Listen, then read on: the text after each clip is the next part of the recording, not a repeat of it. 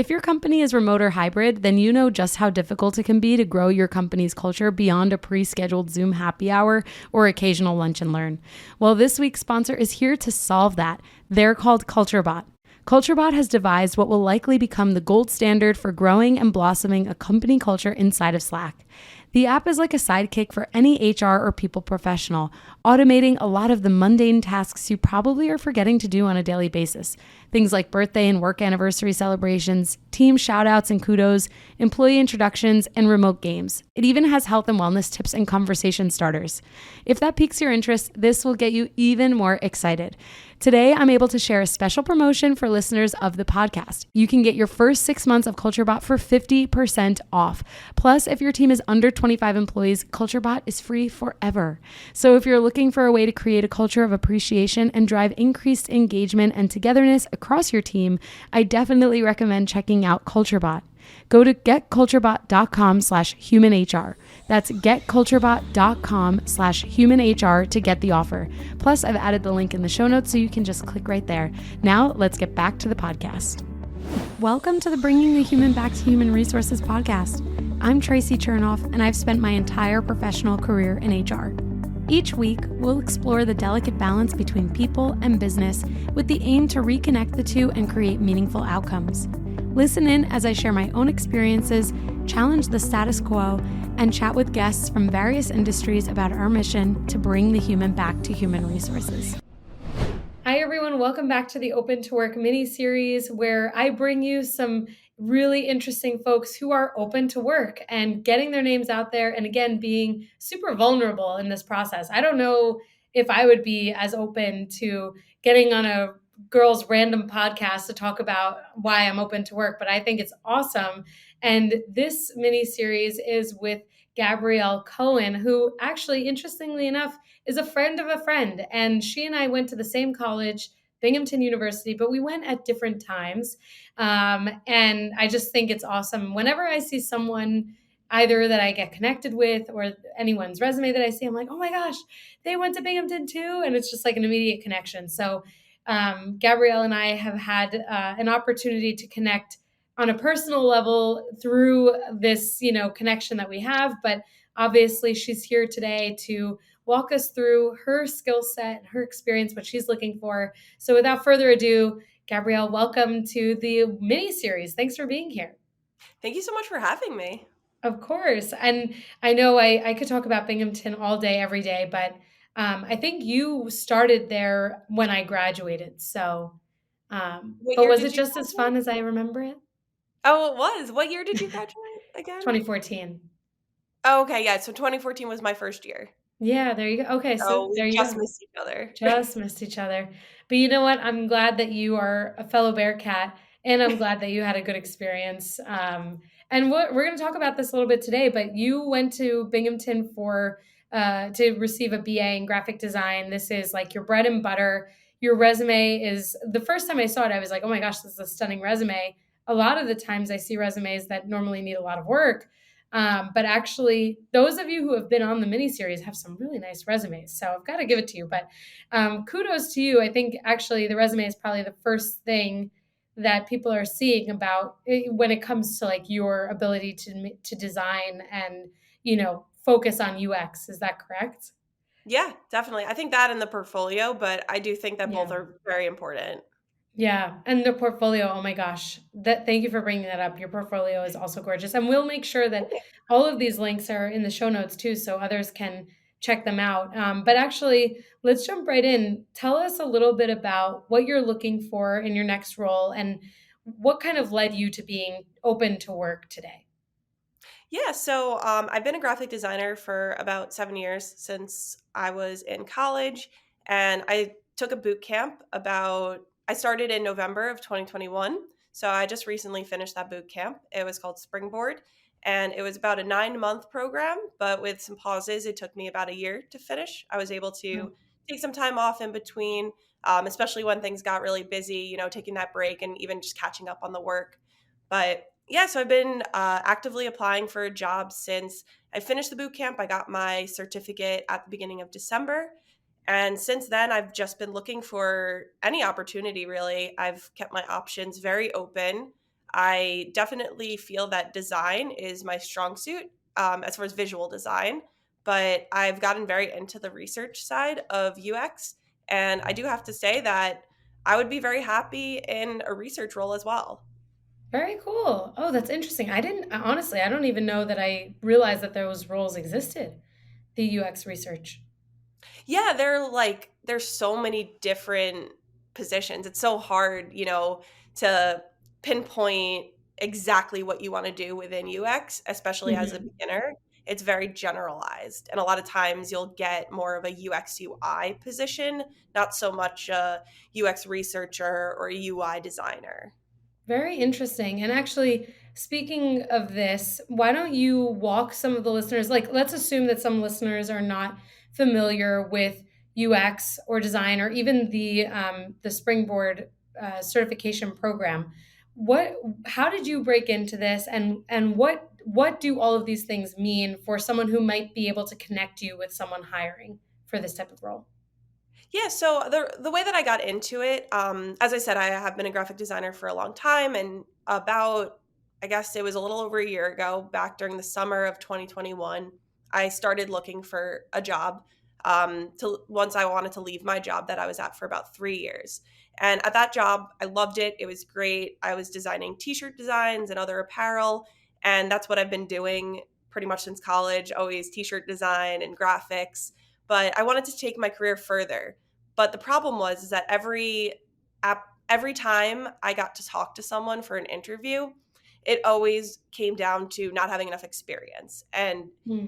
coming from someone like, at the time I had a bunch of years of experience and I thought, I'm a great candidate, but they're like, "Oh, well, you don't have experience in marketing. You don't have experience in UX UI." So I started to realize that I was going to have to start at like the base level if Mhm. I wanted to switch industries.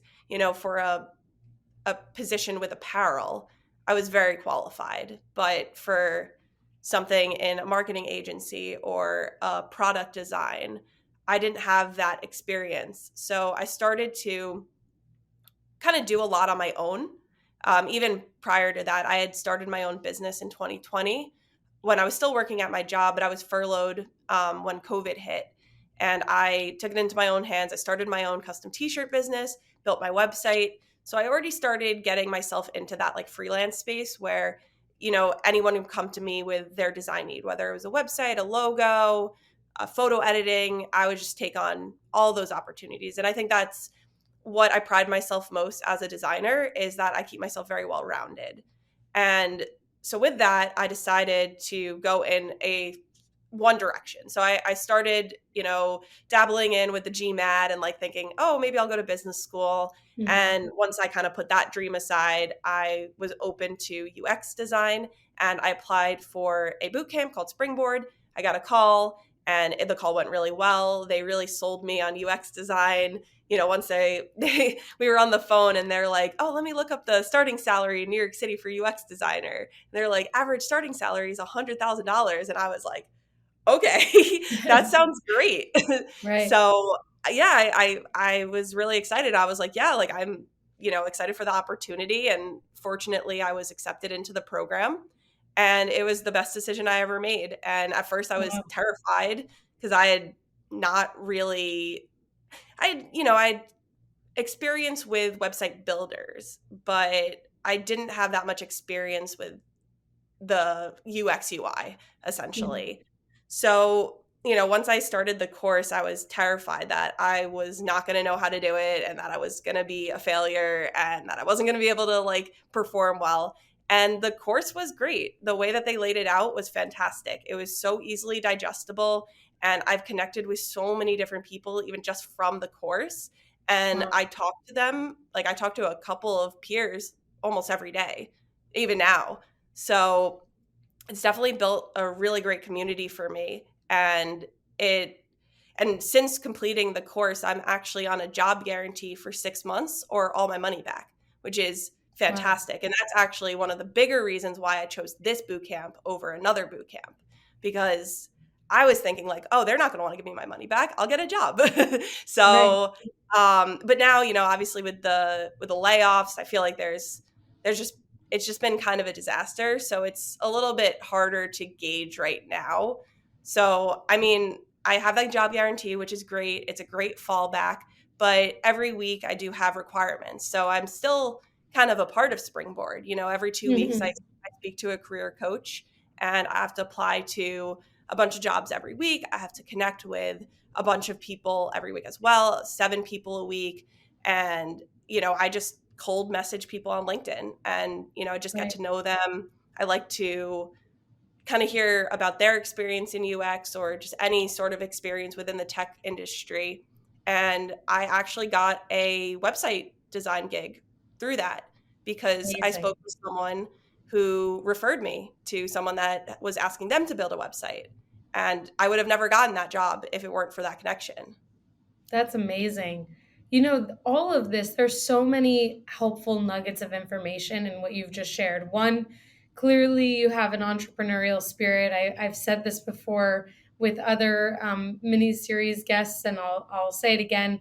The entrepreneurial spirit is so important. If you can find a way to build something on your own or within like what you do, whatever that means, it's so good for your overall ability to not only market yourself but also really like hone your skills. So for you to have your own company, which is called GCT Designs, and we'll make sure that first of all it's in your resume as founder and lead graphic designer as it should be.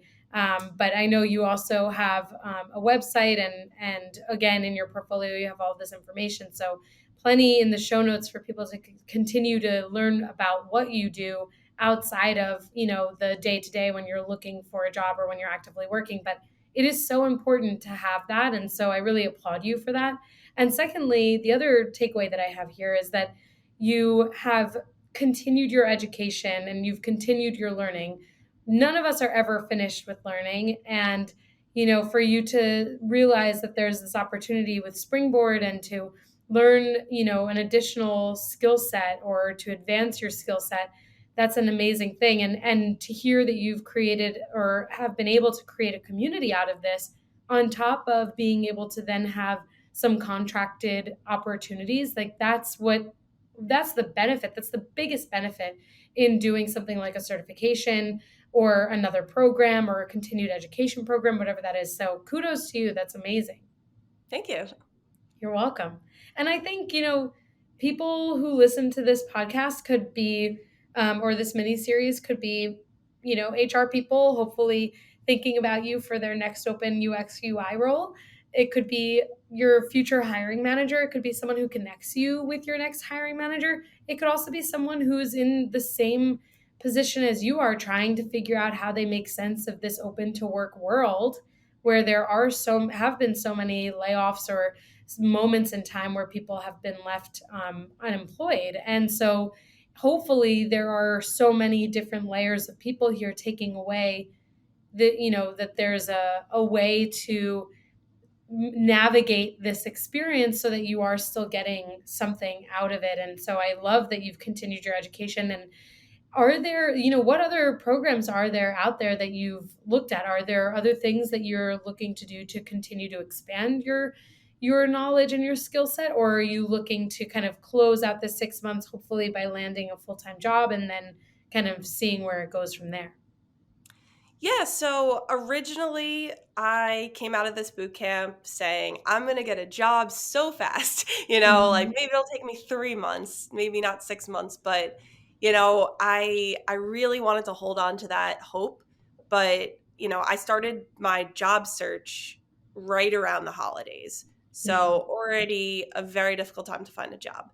So I was like, okay, after the new year, things are going to get better. And then, every week I'm hearing this company laid off this many employees. Like I don't know if this number is accurate, but I was actually just reading a blog and it said that over like 93,000 tech employees have been laid off.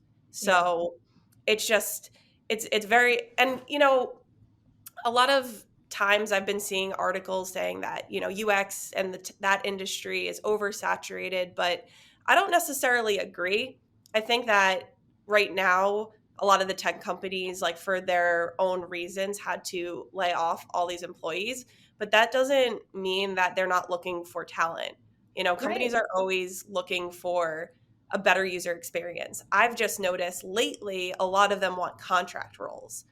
Mm. So being open to taking something other than a full-time job is becoming more of a reality for me. Right. And it was not what I wanted, but it's where I am, and it works with my life because I've been freelancing and running my business, and I also at one point was having a full-time job, and then I went down to part-time.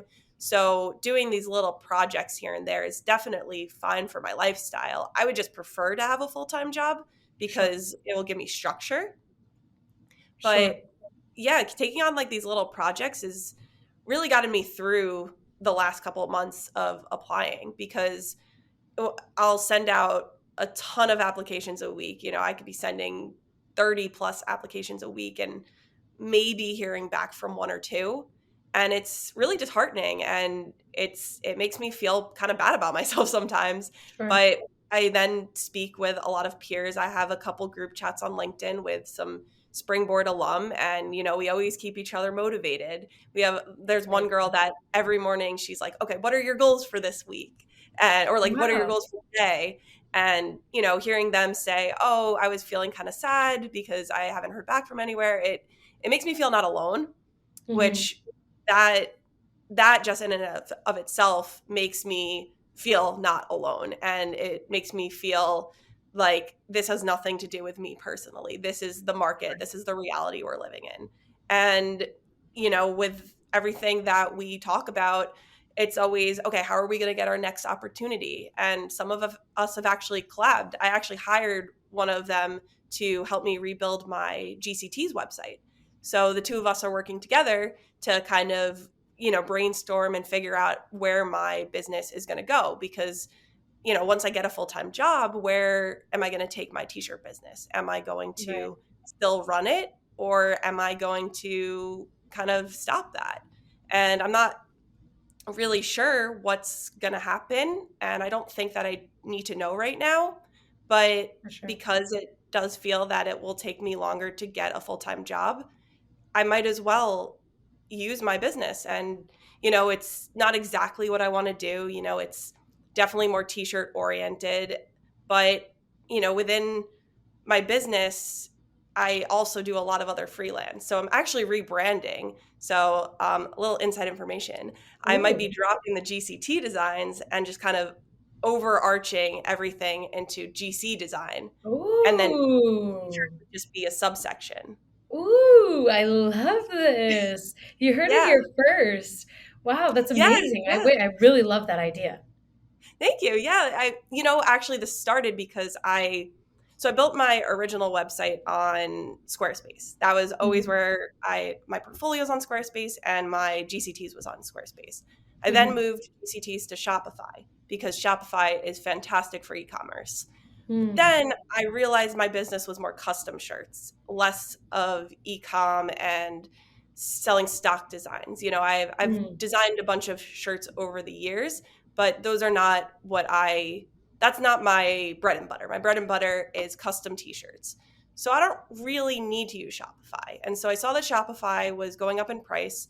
So I was talking to that UX designer from my course and just saying, I noticed that Shopify is going to go up at the end of April. Like maybe, like if you want to take on this project, because we would always, throw around different ideas of like, oh, what are we going to do together? Right. And so then I was like, I think I have a great idea. I think I want to cancel Shopify and also cancel my Squarespace portfolio because I started working in WordPress. I actually just started working in WordPress very recently, and I love it. And Oh. it will be able to just kind of take on everything for me. I could move the two together, and I could have my GC design website where I have my portfolio and maybe an inquiry form for freelance work, and then also for custom tees. And with WordPress, like the possibilities are endless. It's like I cracked a whole new like universe by starting to work on WordPress, because on some of these other programs like Squarespace, I'm injecting custom code, and Right. there's just so much you can do. It just doesn't there's just some limitations. And I've gone through the deep dives of the forums on Squarespace, and there's Mm-hmm. just some things you can't break through. That's So true. yeah, and it's like that with a lot of programs, and but that's what you get. Those are much more user friendly programs. Mm-hmm. So that is just kind of the nature of that program. But with WordPress, I have not found a single wall that I have not been able to break through, which is Wow. insane. That's amazing. I'm really excited for you though. This is the next frontier for GC designs. I mean, I'm really excited depending on when this episode launches, but also depending on when your potential rebrand launches. I mean, maybe it all happens would happen at the same time. I don't know, but that's amazing, and you could be an advocate for WordPress. The way that you speak about it I makes me know. want to switch I'll over be from like the Squarespace to spokesperson. WordPress. Yeah, I'm like, wait, what am I missing? Do I need to go over to WordPress? No, but this I is love amazing. I it. mean, it's amazing. This is like the community that you've been able to rely on, and these are the networks and the relationships you've been able to develop. And actually, I would love to take it a step further, like how when you have worked with teams, and obviously as a contractor, there are a lot of pros to being a contractor. It can be very lucrative. You can control your own schedule's destiny, right? Like all of these things can be true for contract work, but it also can be challenging in that you have to figure out how to navigate teamwork and who you might be working with, who is might be on the full-time side of a business. But that question is really about understanding like how you work with people. Clearly you have made really strong relationships within the boot camp that you did with Springboard, but take it a step further. Like, what is it like working with you on a team? I do enjoy working on a team. I also enjoy working alone, but I do have to say that being able to bounce ideas off of each other Mm-hmm. is just the best way for a product to be pushed forward. There's just so much that I can create on my own and think of on my own. And if I bounce an idea off another designer, or I see what another designer did, I could look at that and be like, wow, I really like, that one particular thing that they did. Maybe if we combine those two ideas together, we can create something even better. So I really love that teamwork mentality where let's bring all of our skills to the table and create something new, create something Right. that's even different than what both of us had created, and create our product. That's amazing. Amazing. And it's really a very good point that in your field, it's super creative, and creativity and brainstorming, they kind of thrive hand in hand. And, I hear this a lot on the HR side because I have colleagues who are engineers or also in UX, and, they sometimes spend, depending on what they work on, like sometimes they find themselves working alone, and they crave that connection because it is an opportunity to share ideas, bounce ideas off of one another. So I really love that you highlighted that point.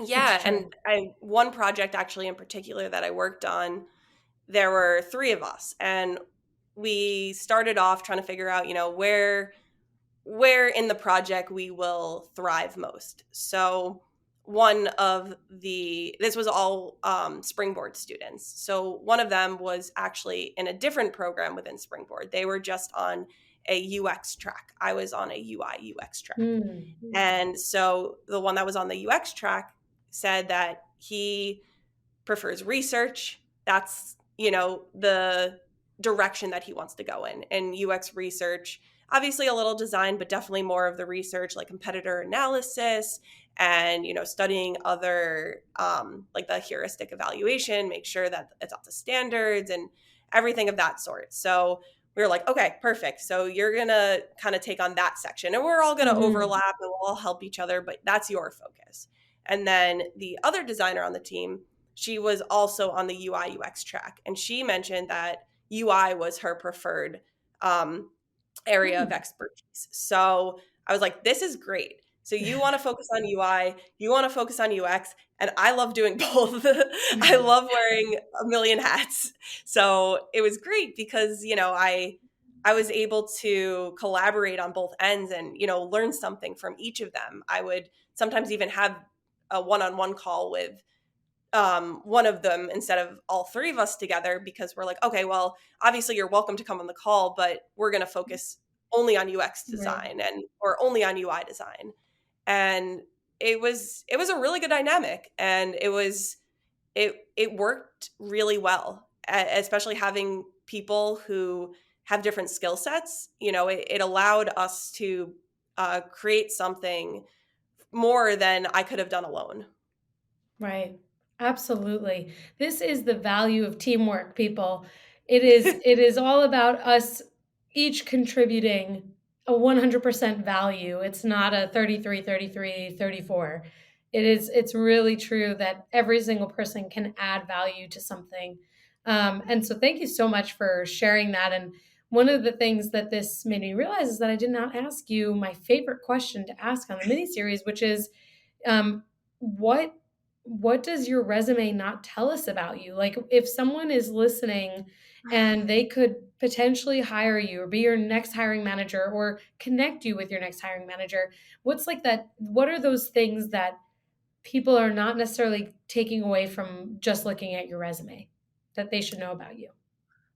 That is a great question. I think I think this is kind of said through my resume, but I guess I want to take it a step further. Where I said, I wear many hats and I have like this broad range of skills. I also do a ton of photo editing. I love to create illustrations. These Oh, aren't things that I talk about a lot on my resume because they're not very relevant to UX UI. However, I think they are relevant in some ways. So, and for an example, a website that I'm working on right now with a client, they are creating a custom jewelry brand, and they sent ooh, me a bunch of photos of their jewelry, and they asked if I could edit out the background. And I was like, yeah, easy peasy. And so I was like, oh, I'll just go in and I'll like remove the background. And it kind of became a little bit more difficult than that because they were holding it, or they were using like the ring holder, so I have to mhm, actually photoshop the rings to kind of like become a circle. So that takes like a lot of time and a yeah. lot of effort, and I'm up for the challenge. I have actually photoshopped an arm onto someone. They sent me a bunch of photos. Ooh. They're like, we love this photo, but my arm's moving and my arm disappeared. And here's another photo where my arm is there. And that honestly is like my, that's like I can Photoshop anything. Yeah, um, that's your trophy on the shelf. yeah, my trophy. But yeah, like, I do have the capabilities of photo editing, illustration, and I guess if there's one thing I really want to put out there is that I love to learn and I want to build my skill set, and I'm open to challenges. I love taking on challenges. It's like, oh, that's so hard. I don't know what to do. Okay, well, we're going to figure it out. Someone can do this. Therefore, why can't I?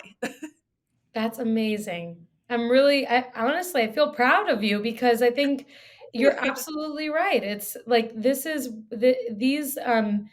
mindset is so important for for really any business for someone to join and have a perspective that, there's always something to learn, there's always something to contribute. That's amazing.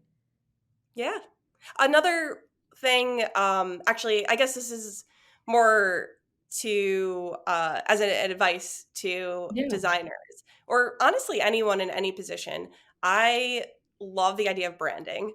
Branding yourself, even if you just make yourself a logo and you're a freelancer, you work for GC Design, that's mine. Before I started GCTs, I just had a logo and it was a GC, and that was my logo for everything.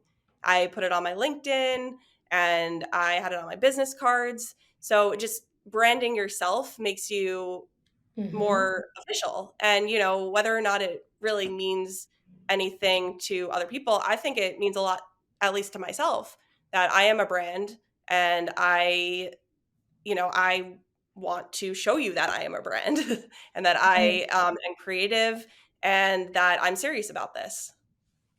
I think it's absolutely sound advice, sage advice, even. Thank you so much. And we are at the end of our mini session here, or mini series, I should say. But I want to kind of just close by saying or asking, what is the ideal environment or job, or what is like if you could have your way tomorrow and have like land your perfect job, what does that look like? What kind of environment are you working in? What kind of company or product are you working for? So it's a little hard for me to answer that because I've mostly worked for small companies. So I kind of have this like drive to work for a bigger company, somewhere where I could be on a team and have a Mhm. director and have peers that we do design sprints. And I guess, not being in a corporate environment ever, it's hard for me to know is that where I want to be. But all I can say is that I think that it sounds like a great opportunity to be at a big company where you have that opportunity to do design sprints and, collaborate with other people and maybe even cross across departments. I've never Mhm. worked for a company big enough to be able to work with that many different departments. And even at my previous job, our design team, I think at the biggest was 5 people. And our design director, if you want to say, was our boss, the owner of the company. So I would love to just work on a team. I think Awesome. like pretty simple. I think I could find my fit even in a smaller company, but as long as I have that ability to collaborate together and be a part of activities such as a design sprint or any sort of, I guess, organized brainstorming session would be amazing because I've only done it on my own for the most part and a little bit in some of the group projects, but everything's been remote. I mean, I guess I don't know if I'll have a remote job or in person, but maybe just more structure to it, because in the small projects we did together, we'd hop on like a Zoom call and write down some notes, but never super organized. And Mhm. I just want organization and like structure. Amazing. Yes. It's a healthy thing to know exactly what you want and what you need out of an environment. And I'm sure that you will get that. And I really appreciate you joining this mini series, this podcast, to be really vulnerable about who you are, where you are today, what you're doing, what you're looking for. I think it's a very admirable thing to do. Like when I reach out to someone asking if they want to come on the podcast, it's I don't ever expect that someone says yes. So it's really, really awesome that you decided to join, and so I really appreciate that. And just to close us out, where is the best place for someone to connect with you if they either have an opportunity for you or want to connect you with someone in their network? I'd say LinkedIn. I'm on LinkedIn all the time. I'm trying to be a little bit more active with posting, but yeah, definitely I'm always checking my messages and I'm always open to chatting about anything, even if they just want advice. Amazing. And we'll have that linked in the show notes so all of the listeners, watchers, viewers, etc., can connect with you just by clicking the link. Thank you so much again for joining, and it's been such a pleasure getting to know you a little bit better and to hear about your skill set and your interests. Thank you so much for having me. This has been great. I've honestly, even when I just am asked questions, I feel like I learned so much about myself too. Yes, absolutely. That's why we always say, even if someone isn't necessarily looking for the next thing, like interviewing is such an important skill to maintain. So keep going on interviews too. I will. Hopefully, I'll get some more. Yes, you will. I know you will. You're putting it out there, you're putting yourself out there. It'll happen. Of course.